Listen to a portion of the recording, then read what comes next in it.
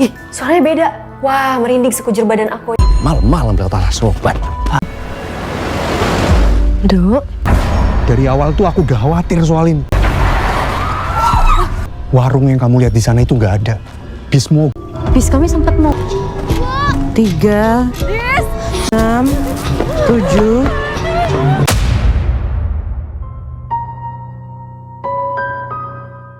Di awal film, terlihat seorang yang kita sebut saja sebagai Samsul sedang mendorong motornya yang mogok di jalanan alas roban.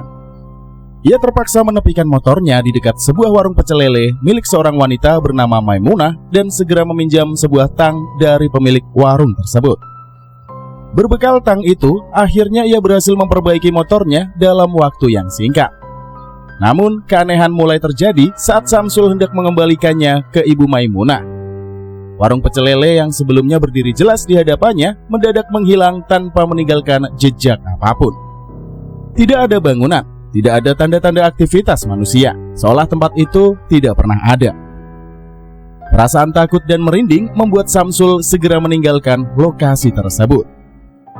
Di waktu yang hampir bersamaan, seseorang sopir mengemudi dalam kondisi yang ngantuk berat. Sopir itu melaju melewati jalanan yang dipenuhi kabut tebal yang membuat pandangannya terbatas. Dalam samar-samar, ia beberapa kali melihat bayangan sosok berdiri di tengah jalan. Karena kondisi jalan yang buruk dan kabut yang mengganggu, akhirnya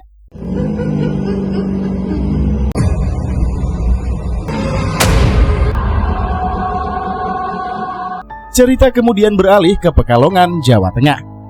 Seorang ibu bernama Sita tiba di terminal bersama putrinya yang bernama Gendis. Mereka sedang melanjutkan perjalanan menuju Semarang. Gendis menderita katarak yang membuat penglihatannya buram, sehingga ia harus berjalan dengan meraba-raba. Saat mencoba membeli tiket menuju Semarang, ternyata loket sudah tutup. Upaya Sita untuk meminta toleransi tidak membuahkan hasil. Satu-satunya harapan adalah meminta bantuan kepada kenek bus. Namun sayangnya, bus tujuan Semarang telah berangkat meninggalkan terminal. Salah satu kenek bernama Manto kemudian memberitahu bahwa kemungkinan bus berikutnya baru tersedia di keesokan harinya. Bagi Sita, menunda perjalanan bukan pilihan karena ia harus mulai bekerja keesokan paginya. Manto akhirnya menawarkan alternatif, yaitu bus lain yang masih tersedia tetapi membutuhkan biaya tambahan karena sopirnya sedang beristirahat dan harus dipaksa untuk berangkat. Demi tetap bisa sampai tepat waktu, Sita terpaksa menyerahkan seluruh sisa uangnya. Perjalanan akhirnya dipersiapkan dengan sopir bernama Dadang yang awalnya menolak karena perjalanan malam hari akan melewati alas roban. Namun karena iming-iming bayaran lebih mahal, ia pun menerimanya. Terlebih lagi, Dadang butuh uang untuk membeli jam tangan SKME B53S Smartwatch. Sudah anti air, cek detak jantung, cek kalori tubuh dan bisa konek ke HP. Yang pastinya sangat cocok buat para pria dengan aktivitas yang padat. Jadi tidak perlu bolak-balik cek HP hanya untuk baca notif WA. Mumpung harganya di pasaran sedang jatuh dari harga sejuta, kini cuma jadi 200 ribuan saja. Langsung saja cek di bawah video ini atau di link deskripsi. Kembali ke film. Tanpa disadari, perjalanan mereka mulai memasuki kawasan alas roban saat malam hari. Kondisi ini membuat Dadang merasa kesal karena rencana awal seharusnya mereka melewati kawasan tersebut sebelum gelap. Kejanggalan mulai dirasakan oleh salah satu penumpang yang menyadari bahwa mereka seperti melewati jalan yang sama berulang kali. Manto mencoba menenangkan situasi, namun penumpang itu tetaplah panik. Ketegangan semakin meningkat ketika Dadang secara tidak sengaja menabrak sesuatu yang misterius di jalan. Pengereman mendadak membuat semua penumpang terbangun. Saat memeriksa bagian depan bus, Dadang hanya menemukan bekas jari berwarna merah yang menempel di busnya. Di tengah situasi mencekam itu, Gendis merasa ingin buang air kecil. Sita meminjam senter dari Dadang dan mengantar anaknya masuk ke pinggiran hutan untuk mencari tempat yang aman. Di sanalah mereka menemukan sebuah warung yang masih terlihat buka.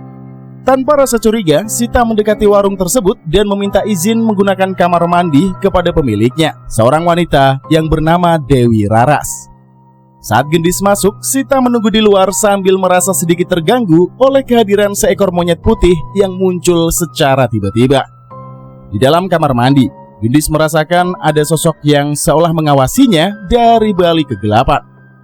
Ketika Gendis tidak kunjung merespons panggilan ibunya, sesuatu yang mengerikan pun terjadi. Sosok gaib tersebut merasuki tubuh Gendis. Saat keluar, ekspresi wajah Gendis berubah menjadi senyum yang terasa asing dan menakutkan. Pemilik warung kemudian mengajak Sita untuk beristirahat sejenak karena perjalanan masih panjang dan bus pun sedang diperbaiki. Ia menyuguhkan minuman kepada mereka. Namun tatapan Raras terhadap Gendis terasa janggal, seolah ada ketertarikan misterius terhadap anak tersebut. Setelah beberapa saat, Sita dan Gendis kembali menuju bus. Saat mereka menoleh ke belakang, warung tersebut telah lenyap begitu saja, seolah tidak pernah ada di tempat itu. Tanpa disadari oleh penumpang, makhluk-makhluk gaib dari alas roban seakan ikut menumpang dalam perjalanan mereka, menandakan bahwa teror yang sesungguhnya baru saja dimulai.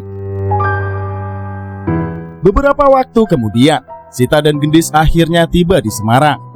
Di kota baru itu, Sita mulai bekerja sebagai tenaga medis di sebuah rumah sakit.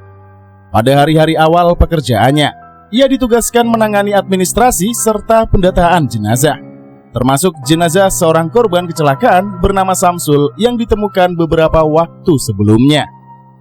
Atas arahan dokter, Sita diminta menelusuri kemungkinan keberadaan keluarga korban, karena jenazah tanpa identitas biasanya harus diurus langsung oleh pihak rumah sakit apabila tidak ditemukan kerabat.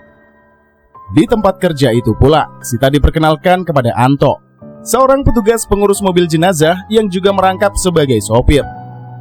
Anto merupakan orang yang sebelumnya memberikan informasi lowongan pekerjaan kepada Sita melalui perantara sepupunya yang bernama Tika. Sejak saat itulah, Anto menjadi salah satu rekan kerja yang cukup membantu proses adaptasi Sita di lingkungan rumah sakit. Sepulang kerja, Sita pun sempat mampir ke pasar untuk membeli kebutuhan rumah tangganya. Di sana tanpa sengaja, ia mendengar perbincangan para pedagang mengenai alas roban yang kembali memakan korban jiwa. Mereka percaya kawasan tersebut dihuni banyak makhluk gaib yang dapat menyerupai manusia. Percakapan itu membuat Sita teringat perjalanan yang pernah ia lalui di tempat tersebut. Sita dan Gendis pun tinggal di rumah Tika. Meski ia merasa tidak enak hati kepada Tika karena telah banyak merepotkannya, mulai dari mencarikan pekerjaan, tempat tinggal, hingga membantu menjaga Gendis. Namun Tika justru merasa senang karena tidak lagi sendirian di rumah, terlebih suaminya hanya pulang bekerja sekitar sebulan sekali. Dalam perbincangan mereka, Sita sempat menceritakan masa lalunya, termasuk suaminya yang meninggal akibat kecelakaan kerja saat berusaha mengumpulkan uang demi operasi mata Gendis. Sejak saat itulah, Sita menjalani peran sebagai ibu sekaligus ayah bagi anaknya.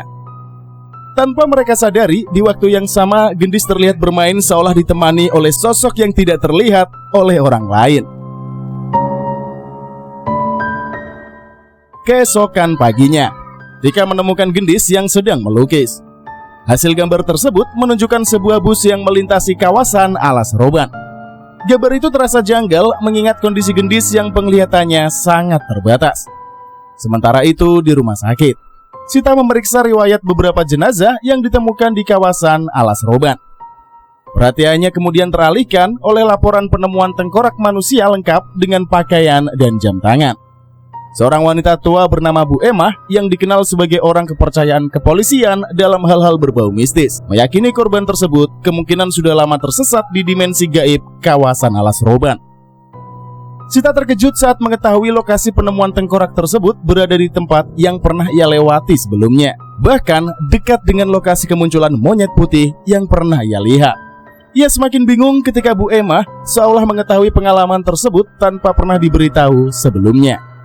Setelah itu, Sita mencari tahu lebih jauh tentang Bu Emah. Dari Anto, ia mengetahui bahwa wanita tua tersebut terkenal memiliki pengetahuan luas mengenai misteri akan alas roban. Ketika Sita menceritakan bahwa dirinya sempat melewati alas roban beberapa hari sebelumnya, Anto terlihat khawatir, terutama setelah mengetahui bahwa perjalanan tersebut kemungkinan terjadi pada malam hari.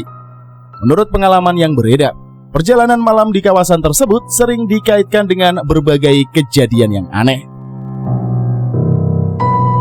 Pada suatu malam, Gendis terbangun ketika pintu kamarnya terbuka dengan sendirinya. Sita terbangun karena mendengar suara anaknya yang memanggil. Saat memeluk Gendis, Sita menyadari tubuh anak itu panas karena demam. Dalam kondisi setengah sadar, Gendis tampak ketakutan seolah melihat sesuatu yang mendekat. Sita menganggap hal tersebut sebagai efek demam dan segera mengambil kompres. Namun dalam pemandangan samar, Gendis seolah melihat banyak sosok yang mendekatinya. Ketika Sita kembali ke kamar, ia mendapati Gendis yang berdiri di dekat jendela, menatap keluar dengan tatapan yang kosong. Beberapa waktu berlalu, Tika mulai menyadari kejanggalan pada perilaku Gendis. Anak itu terlihat seolah berbicara dengan seseorang yang tidak terlihat. Gendis bahkan menyebut keberadaan sosok wanita penjaga warung yang diyakininya berada di dekatnya. Tika mencoba menganggap hal itu sebagai imajinasi anak-anak, lalu mengajak Gendis untuk bermain. Saat bermain petak umpet, Tika sempat melihat bayangan aneh di dinding rumah. Rasa takut mulai muncul ketika Gendis berlari mengelilingi rumah dengan lincah. Hal yang terasa mustahil mengingat selama ini keterbatasan penglihatan membuat Gendis selalu berjalan dengan hati-hati. Kejadian itu menjadi pertanda bahwa sesuatu dalam diri Gendis telah berubah. Tika berusaha menghentikan Gendis yang berlari ke sana dan kemari. Namun kekuatan anak itu terasa tidaklah wajar. Tenaganya menyerupai orang dewasa yang membuat Tika kewalahan dan justru terjatuh dan tidak sengaja menyenggol gelas kaca di meja. Pecahan kaca melukai tangannya hingga berdarah. Di saat itulah, Gendis justru terlihat menikmati keadaan tersebut. Namun beberapa saat kemudian, ketika kesadarannya kembali normal, ia tampak kebingungan seolah tidak mengingat apa saja yang baru saja terjadi. Saat Sita pulang ke rumah, ia segera membersihkan dan membalut luka di tangan Tika. Ia juga menyuruh Gendis untuk meminta maaf. Namun Tika memilih untuk tidak mempermasalahkannya.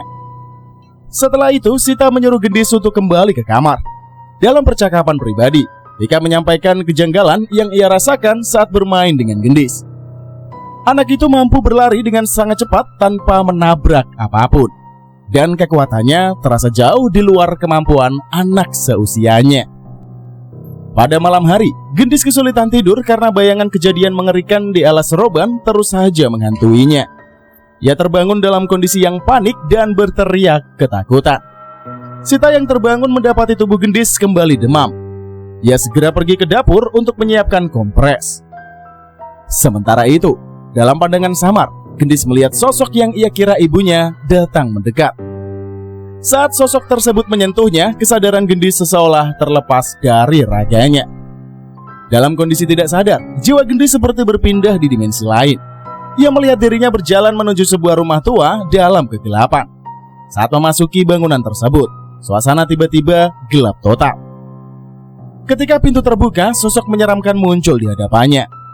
Dari belakang, muncullah sosok Dewi Raras yang membujuknya untuk tetap tinggal di tempat itu. Rasa takut membuat Gendis jadi berteriak sangat keras. Teriakan itu membuat Sita segera kembali ke kamar. Gendis menunjuk ke berbagai arah, seolah melihat banyak sosok yang ada di sekelilingnya. Namun, Sita tidak dapat melihat apapun. Keesokan harinya, Sita memutuskan mencari bantuan spiritual dari seorang dukun yang bernama Munawaroh. Menurut Munawaroh, gangguan gaib dapat datang dari mana saja, terutama kepada anak kecil yang pikirannya masih polos. Ia mengajarkan Gendis untuk menolak ajakan dari sosok tak kasat mata dan memberikan air doa untuk diminum serta dipercikkan ke seluruh sudut rumah. Malam berikutnya, Anto akhirnya mengungkapkan kebenaran yang selama ini dia pendam.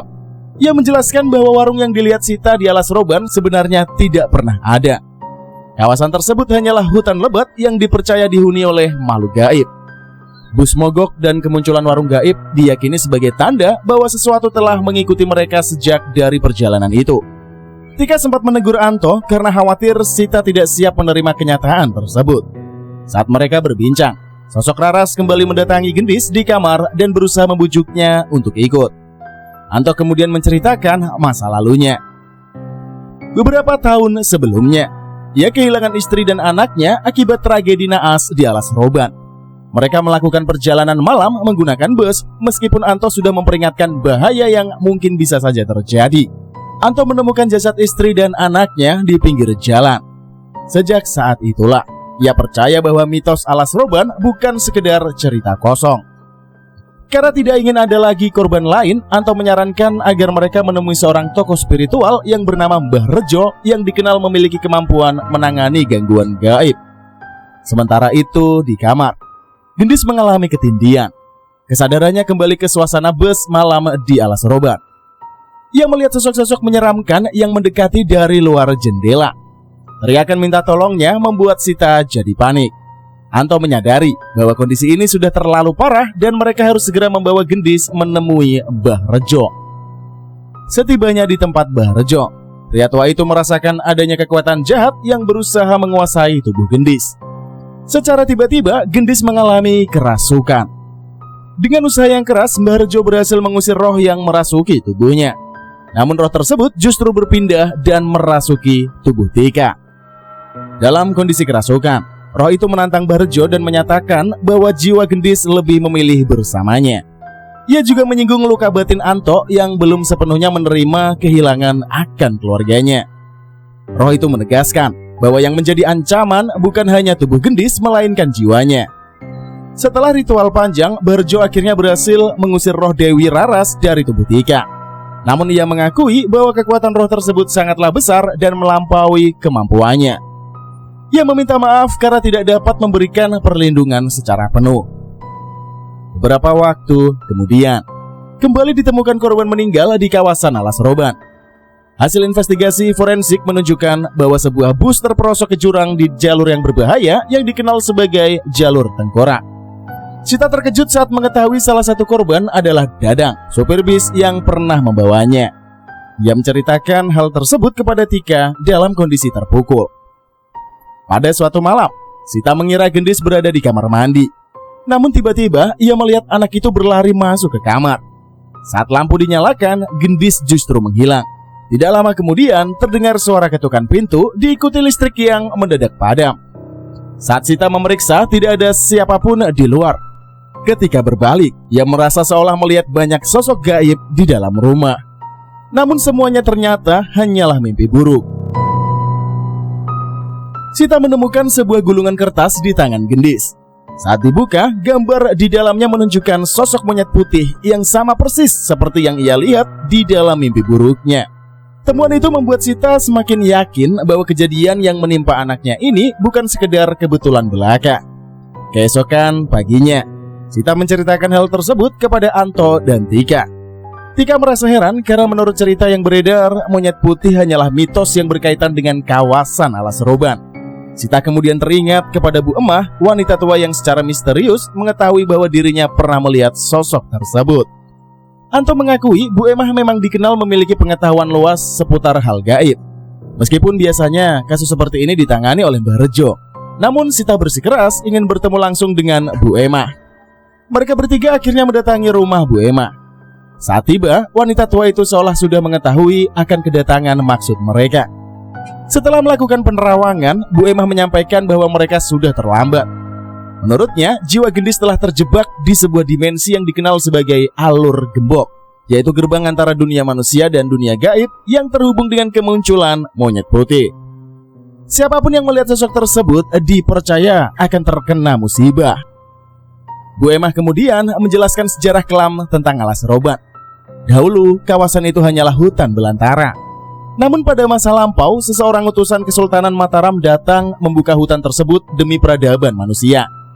Jalan dibangun membelah hutan dan konon sang utusan tersebut berhasil menaklukkan para makhluk gaib yang menghuni kawasan itu. Sayangnya, perjanjian yang dibuat itu sudah dilanggar.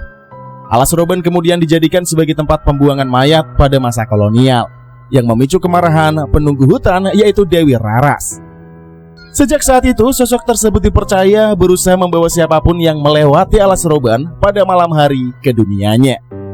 Menurut Bu Emah, orang yang terjebak di alur gembok hanya memiliki waktu kurang dari 7 hari untuk kembali dengan hidup-hidup.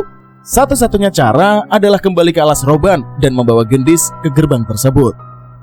Mendengar hal itu, Sita pun menolak keras karena merasa langkah tersebut sama saja mempertaruhkan nyawa anaknya. Pada tengah malam, Sita terbangun dan menyadari Gendis tidak berada di sampingnya. Ia menemukan anaknya berdiri di luar rumah sebelum akhirnya jatuh pingsan. Sita segera membawa Gendis ke rumah sakit. Keesokan paginya, Bu Emah dan Anto datang menjenguk. Bu Emah mengatakan bahwa ia mendapat firasat buruk mengenai Gendis dan menegaskan bahwa waktu anak itu semakin menipis. Tidak lama kemudian, Gendis kembali mengalami tantrum hebat. Dalam kondisi terdesak, Sita akhirnya setuju untuk mengikuti saran Bu Emah. Mereka kembali ke alas roban, di mana rekan-rekan Bu Emah telah menyiapkan ritual pembukaan gerbang gaib. Saat ritual dimulai, Bu Emah mencoba memasuki gerbang namun kesulitan. Sita kemudian menawarkan dirinya untuk masuk ke dalam dunia tersebut demi menyelamatkan anaknya. Dengan bantuan Bu Emah, Sita akhirnya berhasil memasuki dunia gaib. Ia mulai mencari Gendis di tengah teror para makhluk yang mengerikan.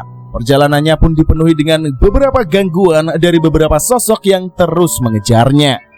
Ia bahkan terjatuh dari tanjakan menuju jalan aspal gaib, membuat tubuhnya mengalami kejang dan juga muntah darah. Di dunia nyata, Bu Emah meminta Anto memanggil seorang tokoh spiritual lain yang bernama Mbah Sakti untuk membantu menjaga gerbang tetap terbuka. Sementara itu di dunia gaib, Sita kembali diteror oleh bus gaib yang mengejarnya. Sebelum akhirnya menyadari dirinya berdiri di atas lautan tengkorak manusia. Waktu terus berjalan. Sita belum menemukan Gendis hingga tubuhnya di dunia nyata pun mulai meronta dan berteriak histeris. Sementara Anto diminta mencari mata air segar untuk menenangkan sukma Sita. Setelah pencarian panjang, Sita akhirnya menemukan seorang anak yang ia kira adalah Gendis. Namun ternyata banyak anak lain yang juga tersesat mencari ibunya. Sementara itu, di dunia gaib, kondisi Gendis mulai berubah. Ia perlahan dapat melihat dengan jelas. Ia kembali menemukan warung Dewi Raras dan juga mendekatinya sebelum akhirnya ketakutan dan juga melarikan diri. Di tengah perjalanan, Sita dihadang oleh seekor harimau. Namun hewan itu tidaklah menyerang. Justru harimau tersebut seolah menuntun Sita menuju ke arah Gendis. Akhirnya ibu dan anak itu kembali bertemu setelah perpisahan yang panjang. Mereka berusaha kembali menuju gerbang dunia manusia dengan penuh harapan. Namun saat hampir berhasil, Gendis kembali menghilang. Sita berusaha mencarinya kembali hingga akhirnya mendapati Dewi Raras yang menahan anaknya. Dalam kondisi putus asa, Sita rela mengorbankan dirinya agar Gendis bisa kembali ke dunia nyata. Kesepakatan itu pun akhirnya diterima. Gendis berhasil kembali ke dunia nyata, sementara Sita harus menetap selamanya di dunia gaib. Beberapa bulan kemudian, operasi mata Gendis berhasil dilakukan.